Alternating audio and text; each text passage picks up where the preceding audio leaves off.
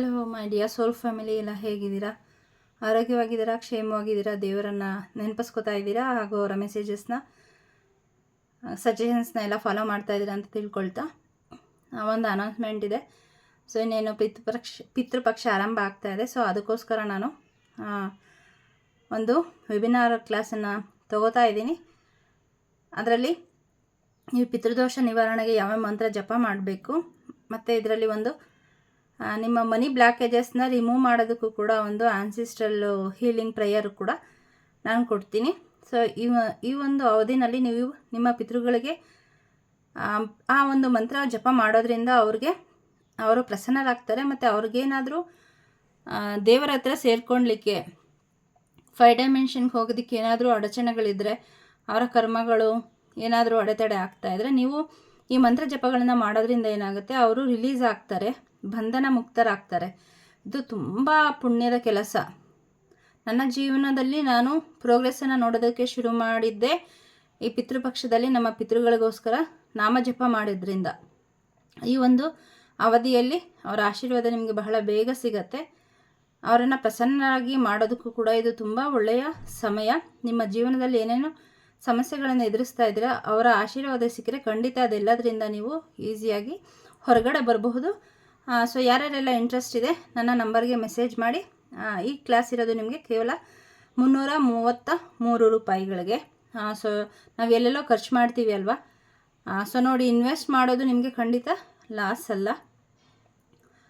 So ಫ್ರೀಯಾಗಿ ಕೊಡಬಹುದು, but ಅದು ನಮ್ಮ ಗುರುಗಳಿಂದ ಪರ್ಮಿಷನ್ ಸಿಕ್ಕಿಲ್ಲ. ಹಾಗಾಗಿ ನಾನು ತುಂಬ ಕಡಿಮೆ ಅಮೌಂಟನ್ನೇ ನಾನು ನನ್ನ ಸ್ಪಿರಿಟ್ ಗೈಡ್ಸಿಂದ ಪರ್ಮಿಷನ್ ತೊಗೊಂಡು ಅವರಲ್ಲಿ ರಿಕ್ವೆಸ್ಟ್ ಮಾಡಿ ಇಷ್ಟು ಹಣಕ್ಕೆ ನಾನು ಇಳಿಸಿದ್ದೀನಿ.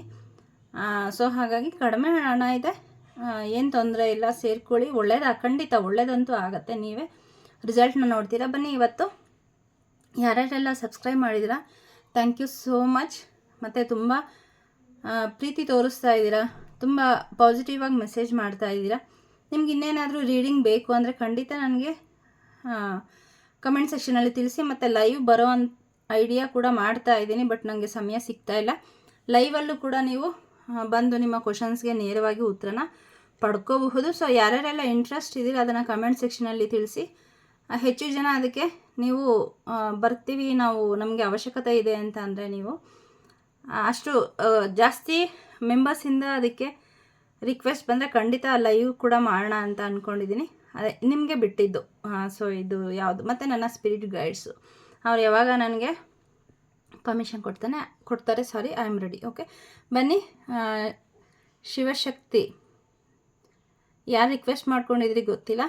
ಇವತ್ತು ಶಿವಶಕ್ತಿ ಅವರ ಮೆಸೇಜಸ್ನ ನಿಮಗೆ ತಿಳಿಸ್ಬೇಕು ಅಂತ ಹೇಳಿ ನನಗೆ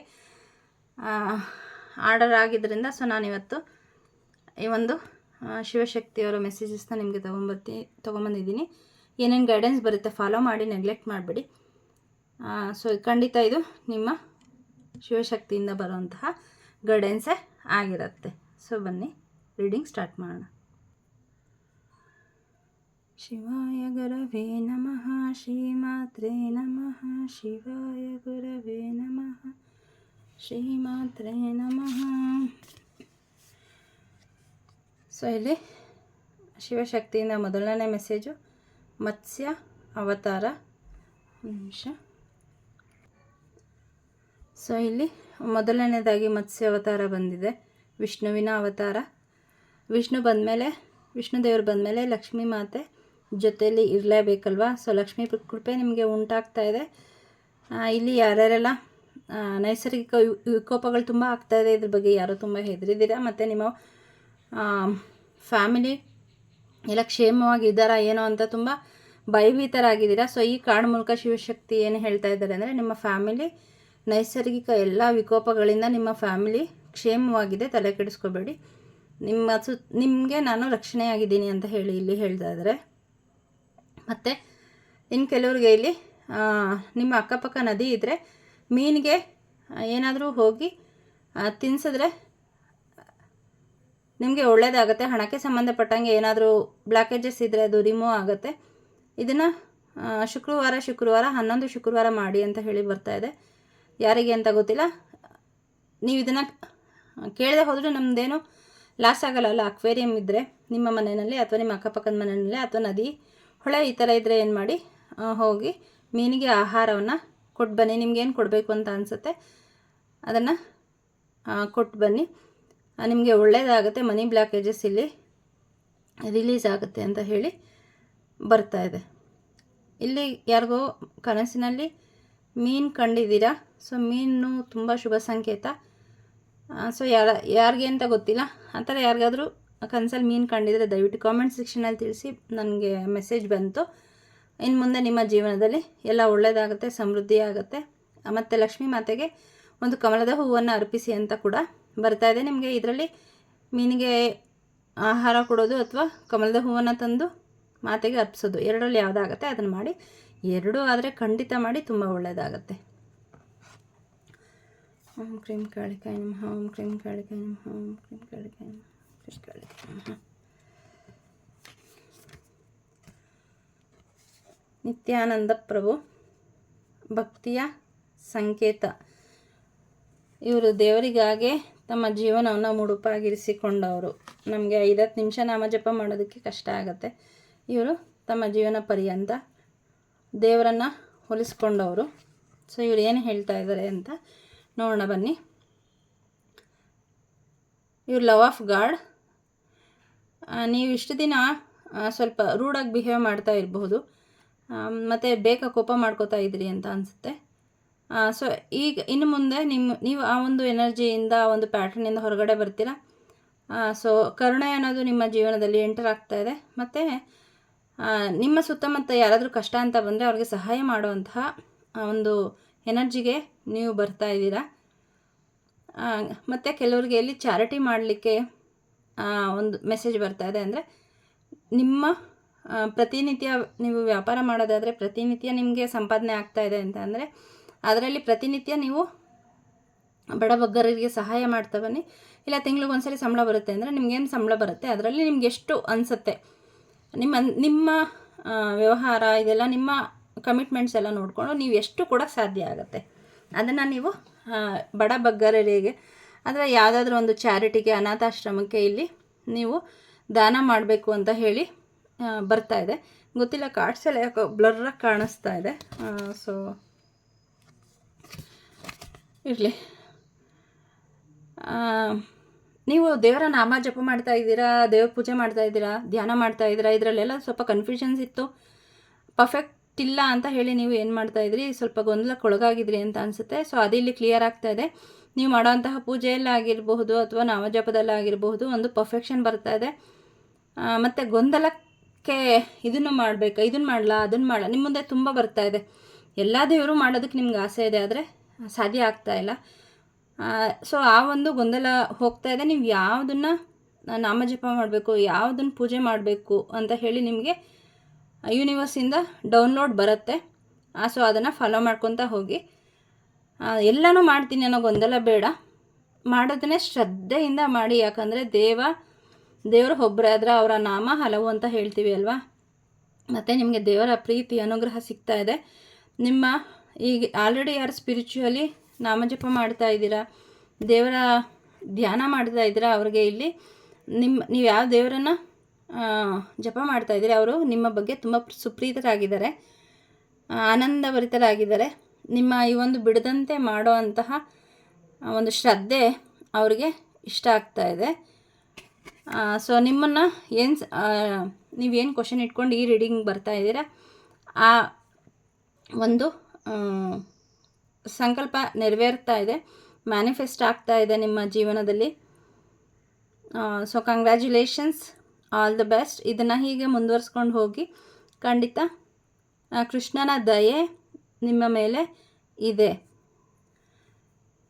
ಏನೀಗ ಮಾಡ್ಕೊಂಡು ಹೋಗ್ತಾ ಇದೆಯಾ ಅದರಲ್ಲಿ ಕೆಲವೊಂದು ಆಬ್ಸ್ಟಕಲ್ಸ್ ಬರ್ತಾ ಇದೆ, ನಂಗೆ ಅದು ಸೆನ್ಸ್ ಆಗ್ತಾ ಇದೆ. ನೀವು ಸ್ಪಿರಿಚುವಲಿ ಮುಂದೆ ಹೋಗೋದನ್ನು ಯಾರೂ ಸಹಿಸ್ತಾ ಇಲ್ಲ, ಇದರಿಂದ ನಿಮಗೆ ನೆಗೆಟಿವ್ ಎನರ್ಜಿನ ಸೆಂಡ್ ಮಾಡ್ತಾ ಇದ್ದಾರೆ. ಆದರೂ ಕೂಡ ನೀವು ಅದೆಲ್ಲದನ್ನು ಮೀರಿ ಶ್ರದ್ಧೆಯಿಂದ ಮಾಡ್ತಾ ಇದ್ದೀರಾ.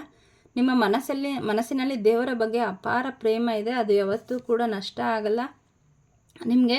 ಈಗ ಅದು ಕಾಣಿಸ್ದೇ ಇದ್ದರೂ ಕೂಡ ನಾನು ಇಷ್ಟೆಲ್ಲ ಮಾಡ್ತಾಯಿದ್ದೀನಿ, ಏನೂ ಆಗ್ತಾಯಿಲ್ಲ ಅಂತ ಕೆಲವ್ರಿಗೆ ಅನಿಸಿದ್ರು ಕೂಡ ಈಗ ಹೇಗೆ ದೇವರ ಶಿಲ್ಪವನ್ನು ಕೆತ್ತುವಾಗ ಅಥವಾ ಒಂದು ಮೂರ್ತಿ ಕೆತ್ತುವಾಗ ಒಂದೊಂದು ಉಳಿಪೆಟ್ಟಲ್ಲೂ ನಮಗೆ ಸ್ಪಷ್ಟವಾಗಿ ಮೂರ್ತಿ ಗೋಚರಿಸಲ್ಲ.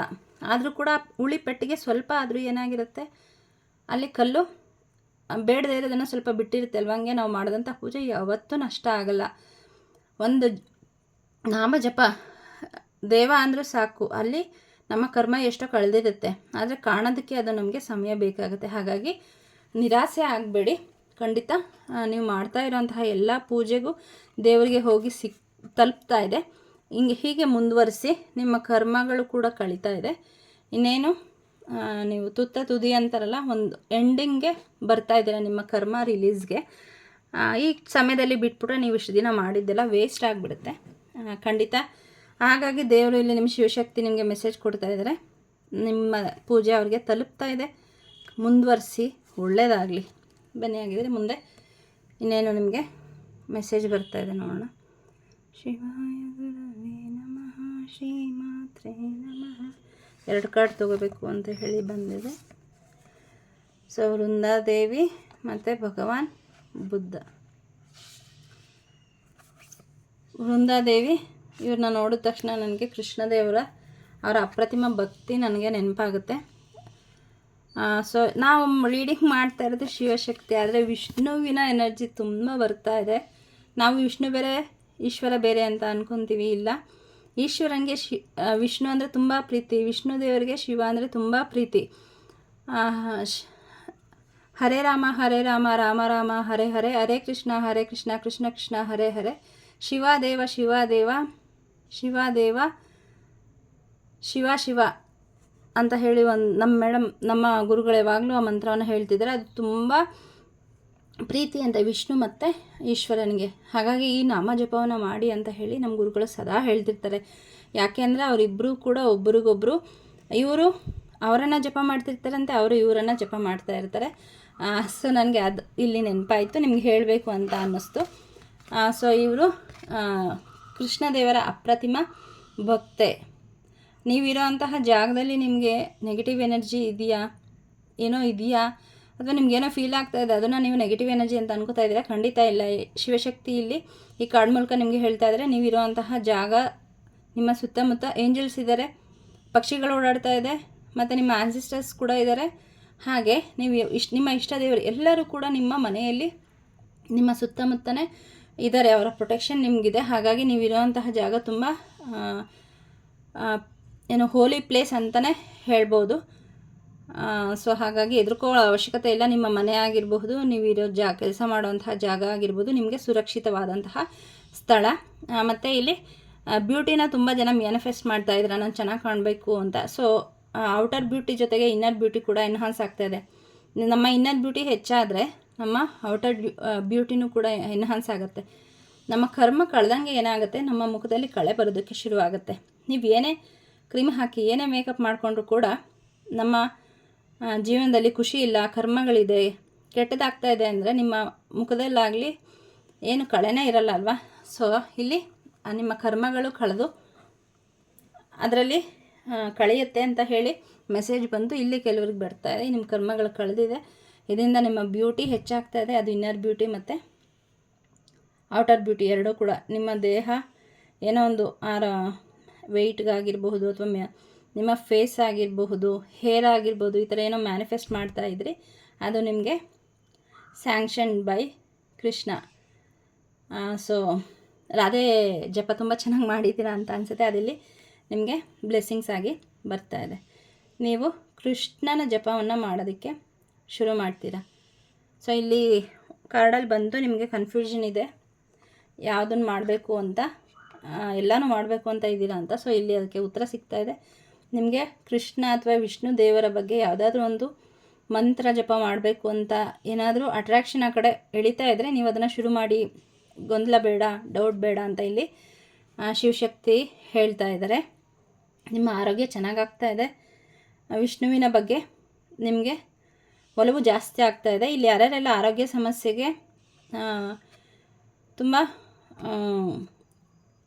ತುಂಬ ಆರೋಗ್ಯದ ಬಗ್ಗೆ ಯೋಚನೆ ಮಾಡ್ತಾ ಇದ್ದೀರಾ, ಕಷ್ಟಪಡ್ತಾ ಇದ್ದೀರಾ, ನಿಮ್ಮ ಆರೋಗ್ಯ ಸರಿ ಇಲ್ಲ ಅಂದರೆ ಮಹಾಮೃತ್ಯುಂಜಯ ಮಂತ್ರವನ್ನು ಹೇಳಲಿಕ್ಕೆ ಇಲ್ಲಿ ಮೆಸೇಜ್ ಬರ್ತಾ ಇದೆ. ನಿಜವಾಗ್ಲೂ ನಂಬಿ ನನ್ನ, ನೀವು ಈ ಮೃತ್ಯುಂಜಯ ಮಂತ್ರ ಸೈಂಟಿಫಿಕಲಿ ಆಸ್ಪತ್ರೆಯಿಂದ ಸ್ವಲ್ಪ ದೂರದಲ್ಲೇ ಜೋರಾಗಿ ಜಪ ಮಾಡಿ ಪೇಷಂಟ್ನ ಚೆಕ್ ಮಾಡಿದ್ದಾರೆ. ಅವರ ಆರೋಗ್ಯದಲ್ಲಿ ತುಂಬ ಬದಲಾವಣೆಗಳು ಸಿಕ್ಕಿದೆ. ನೀವೇನು ಟ್ರೀಟ್ಮೆಂಟ್ ತೊಗೋತಾ ಇದ್ದೀರಾ, ನಿಮ್ಮ ಆರೋಗ್ಯಕ್ಕೆ ಯಾವುದಕ್ಕಾದರೂ ಸಂಬಂಧಪಟ್ಟಂಗೆ ಆ ಟ್ರೀಟ್ಮೆಂಟ್ ಜೊತೆಗೆ ನೀವು ಮೃತ್ಯುಂಜಯ ಮಂತ್ರವನ್ನು, ಅದರಲ್ಲಿ ನೀರು ಕುಡಿಯುವಾಗ ನಿಮ್ಮ ಕೈಲಿಟ್ಕೊಂಡು ಮೃತ್ಯುಂಜಯ ಮಂತ್ರವನ್ನು ಹೇಳಿ ಅದನ್ನು ನೀವು ಆ ನೀರನ್ನು ಕುಡಿತಾ ಬನ್ನಿ ಅಂತ ಹೇಳ್ತಿದ್ದಾರೆ. ನಿಮಗೆ ಅದನ್ನು ಹೇಳೋಕ್ಕೆ ಕಷ್ಟ ಆಗುತ್ತೆ ಅಂದರೆ ಆ ಮಂತ್ರ ಮಹಾಮೃತ್ಯುಂಜಯ ಮಂತ್ರ ಬರೆದ್ಬಿಟ್ಟು ಅಲ್ಲಿ ನೀವು ನೀರು ಕುಡಿತೀರಲ್ವ, ಆ ನೀರನ್ನು ಅದ್ರ ಮೇಲೆ ರಾತ್ರಿಯೆಲ್ಲ ಇಟ್ಬಿಟ್ಟು ಮಾರನೇ ದಿನ ಅದೇ ನೀರನ್ನು ಕುಡಿತಾ ಬನ್ನಿ. ನಿಮ್ಮ ಮೆಡಿಸಿನ್ಸ್ನೂ ಕೂಡ ಅದ್ರ ಮೇಲೆ ಇಟ್ಟು ತೊಗೊಳ್ತಾ ಬನ್ನಿ. ನಿಮ್ಮ ಆರೋಗ್ಯದಲ್ಲಿ ಚೇತರಿಕೆ ಕಂಡುಬರುತ್ತೆ ಅಂತ ಹೇಳ್ತಿದ್ದಾರೆ. ಸೊ ಯಾರೆಲ್ಲ ಆರೋಗ್ಯಕ್ಕೆ ಸಂಬಂಧಪಟ್ಟಂಗೆ ಚಿಂತಿತರಾಗಿದ್ದೀರಾ, ದಯವಿಟ್ಟು ಇದನ್ನು ಮಾಡಿ. ನಿಮಗೆ ನಿಮ್ಮ ದೇವರಿಂದ ಶಿವಶಕ್ತಿಯಿಂದ ಬಂದಿರೋ ಅಂತಹ ಒಂದು ಗೈಡೆನ್ಸು ಒಳ್ಳೆಯದಾಗಲಿ, ಮಾಡಿ, ಖಂಡಿತ ಒಳ್ಳೆಯದಾಗತ್ತೆ. ಶಿವಾಯ ಗುರವೇ ನಮಃ, ಶ್ರೀಮಾತ್ರೇ ನಮಃ. So Yama, lord of death. ಹೆದರ್ಕೋಬೇಡಿ, ಡೆತ್ ಅಂದರೆ ಸಾಯ್ತಾರೆ ಅಂತಲ್ಲ.